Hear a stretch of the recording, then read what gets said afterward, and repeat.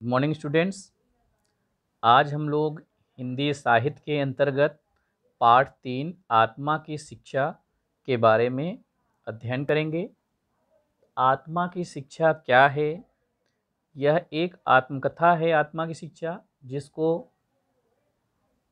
राष्ट्रपिता महात्मा गांधी जी ने लिखा हुआ है। तो इस आत्मकथा को पढ़ने से पहले हम चाहते हैं कि कुछ चर्चा महात्मा गांधी जी के जीवन परिचय के बारे में हम लोग प्राप्त कर लें। तो आइए जानते हैं कि महात्मा गांधी का जीवन परिचय क्या है। आइए शुरू करते हैं। महात्मा गांधी का जन्म 2 अक्टूबर 1869 ईस्वी को गुजरात के पोरबंदर में हुआ। भारत को स्वतंत्र कराने में गांधी जी की विशेष भूमिका रही। इन्होंने दस्तकारी अथवा औद्योगिक शिक्षा पर अधिक जोर दिया। गांधी जी पर जैन धर्म का गहरा प्रभाव पड़ा। इसके कारण इन्होंने अहिंसा, शाकाहार, आत्मशुद्धि के लिए उपवास आदि का पालन जीवन भर किया। इनकी मृत्यु 30 जनवरी सन 1948 को हुई। तो यह तो महात्मा गांधी जी के बारे में एक छोटा सा परिचय था, क्योंकि कोई भी लेखक या कवि अगर कुछ भी लिखता है तो उसके बारे में कुछ न कुछ जानकारी हमें होनी चाहिए।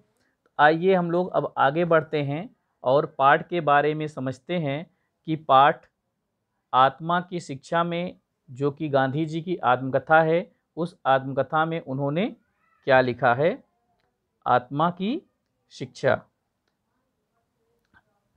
यह पाठ महात्मा गांधी द्वारा लिखित उनकी आत्मकथा का एक अंश है। इसमें आश्रम से आने वाले विद्यार्थियों को दी जाने वाली शिक्षा का उल्लेख किया गया है। गांधी जी शरीर और मन को शिक्षित करने की अपेक्षा आत्मा को शिक्षित करने में अधिक विश्वास रखते थे। उनका कहना था कि हम शरीर और मन को तो सुरक्षित रख सकते हैं, लेकिन उससे भी ज़रूरी चीज़ है कि हमारी अंतर आत्मा ज़्यादा शिक्षित होनी चाहिए, जिसके द्वारा हम लोग मनन चिंतन करते हैं, जिससे बारे में हम कुछ भी सोच सकते हैं। यदि हमारी आत्मा अच्छा सोचेगी तो हम अच्छा कार्य करेंगे, अगर वह बुरा सोचती है तो वह बुरा होगा। आइए देखते हैं कि इस पाठ में उन्होंने क्या लिखा है। गांधी जी कहते हैं कि अक्षर ज्ञान कराना मुझे कठिन मालूम हुआ। मेरे पास उसके लिए आवश्यक सामग्री न थी। स्वयं मुझे जितना मैं चाहता था उतना समय नहीं था। मुझ में उतनी योग्यता न थी। शारीरिक काम करते करते मैं थक जाता था और जिस समय थोड़ा आराम करने की ज़रूरत होती उसी समय पढ़ाई के वर्ग लेने होते थे। तो यहाँ पर गांधी जी कह रहे हैं कि अक्षर का ज्ञान कराना यह मुझे बहुत कठिन मालूम होता था, क्योंकि मेरे पास उसके लिए कोई भी आवश्यक सामग्री नहीं थी। मैं स्वयं जितना चाहता था उतना समय भी मेरे पास नहीं था और न ही मुझ में उतनी योग्यता थी। कब शारीरिक यानी दिन भर हम लोग कार्य करते करते, दिन भर गांधी जी कह रहे हैं दिन भर कार्य करते, शारीरिक परिश्रम करते करते थक भी जाते थे और जब थोड़े आराम की ज़रूरत होती कि अब थोड़ा आराम कर लिया जाए, उसी समय पढ़ाई के वर्ग लेने होते थे। आश्रम में यहाँ वर्ग की बात करें तो कक्षा होता था, उसमें कक्षा यानी क्लास लेने का समय हो जाता था। आश्रम में अक्षर ज्ञान के लिए अधिक से अधिक 3 घंटे रखे गए थे। हर एक बालक को उसकी मातृभाषा द्वारा ही शिक्षा देने का आग्रह था। बात करें हम मातृभाषा की, तो मातृभाषा क्या होती है? मातृभाषा वह होती है जो हम अपनी माँ से सीखते हैं। माँ के द्वारा, माता या पिता के द्वारा सीखी गई जो भाषा होती है उसे हम मातृभाषा कहते हैं। हम लोगों ने भाषा पर जब चर्चा की थी हिंदी व्याकरण में, उसमें मैंने बताया था कि मातृभाषा क्या है, राष्ट्रभाषा क्या है, राजभाषा क्या है। तो उन्हीं में से एक मातृभाषा है। ऐसी भाषा जो हमने माता या पिता से सीखते हैं उसे हम मातृभाषा कहते हैं। तो आश्रम में अक्षर ज्ञान के लिए अधिक से अधिक 3 घंटे रखे गए थे। हर एक बालक को उसकी मातृभाषा द्वारा ही शिक्षा देने का आग्रह था। यानी कि यह कहा गया था कि जो जिस भाषा में जो जो जो बच्चा जिस भाषा को जानता है उसी की भाषा में उसे शिक्षा देना है। सबको अंग्रेजी भी सिखाई जाती थी। इसके अतिरिक्त गुजरात के हिंदू बालकों को थोड़ा संस्कृत का और सब बालकों को हिंदी का परिचय कराया जाता था। अब बच्चों को अंग्रेजी भी सिखाई जाती थी, गुजरात के बालकों को संस्कृत और अन्य बालकों को और सब बालकों को हिंदी का परिचय भी कराया जाता था।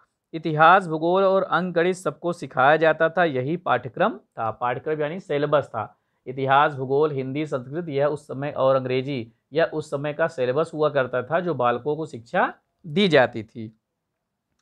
आश्रम के सब बालक मुख्यतः निरक्षर थे और किसी पाठशाला में पढ़े हुए न थे। मैंने सिखाते सिखाते देखा कि मुझे उन्हें सिखाना तो कम ही है, ज़्यादा काम तो उनका आलस छुड़ाने में, उनमें स्वयं पढ़ने की रुचि जगाने और उनकी पढ़ाई पर निगरानी रखने का ही है। देखिए यहाँ पर आश्रम में जो भी बालक पढ़ते थे वह मुख्यतः क्या थे?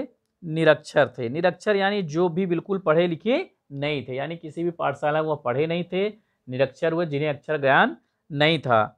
और उनको सिखाते सिखाते यह देखा गया कि उन्हें सिखाना तो कम ही है बल्कि ज़्यादा मेहनत करना पड़ता था उनके आलस्य को छुड़ाने में। यानी वो बालक जो थे उनका मन नहीं लगता था क्योंकि इससे पहले कभी वो पाठशाला नहीं गए। उनके आलस को छुड़ाने में और स्वयं उनके अंदर पढ़ाने की रुचि जगाने में और उनकी पढ़ाई पर निगरानी रखने में ही ज़्यादा समय बीत जाता था। मुझे पाठ्य पुस्तक की आवश्यकता कभी प्रतीत नहीं हुई। मेरे मतानुसार शिक्षक ही विद्यार्थी की पाठ्य पुस्तक है। जिन्होंने अपने मुंह से मुझे सिखाया था उनकी सिखाई हुई बातों का स्मरण आज भी बना हुआ है। बालक आँखों से जितना ग्रहण करते हैं उसकी अपेक्षा कानों से सुनी हुई बात को थोड़े परिश्रम से और बहुत अधिक मात्रा में ग्रहण कर सकते हैं। विद्यार्थियों के शरीर और मन को शिक्षित करने की अपेक्षा उनकी आत्मा को शिक्षित करने में मुझे अधिक परिश्रम करना पड़ा है। अच्छा, बात करते हैं कि यहाँ पर उन बच्चों को जो पढ़ाने की बात हुई तो पाठ्य पुस्तक की आवश्यकता कभी भी प्रतीत नहीं हुई, कभी भी महसूस नहीं हुआ कि इनके पास पाठ्य पुस्तक होना चाहिए। मेरे मत के अनुसार यानी गांधी जी के अनुसार क्या था?